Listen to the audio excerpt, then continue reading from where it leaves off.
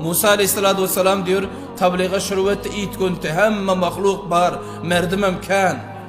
Son diyor Musa aleyhisselam Tevrat'tan okuyup geldi. Merdim aytti ki o merdim dediler. Musa aleyhisselam aytti o merdim.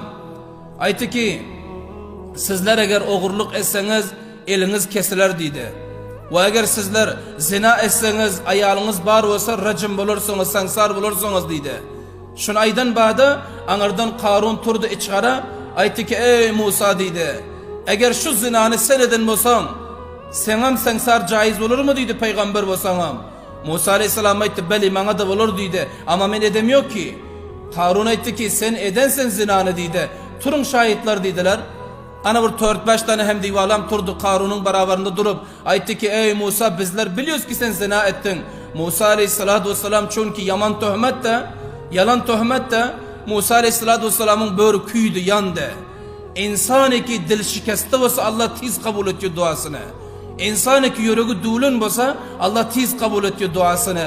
Musa aleyhissalatu vesselam aytti hani kim bile men zina ettim ki. Karun işaretti yankı ayal turdu yerinden.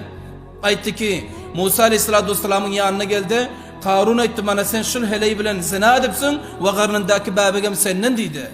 Musa aleyhissalatu vesselam ayala qarab aytti ki Xudaga rast bol dedi, Allah'dan kork dedi. Doğruyun ayt dedi, kişil aytyon gepler rast mı Karun'un dedi de.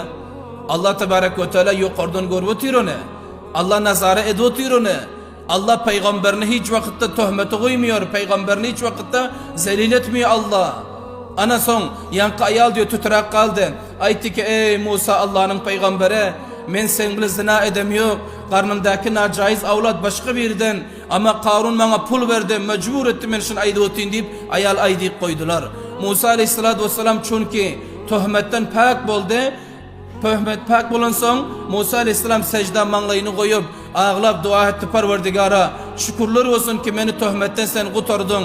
Ya Allah şul Karun'un cezasını endi verdiydi.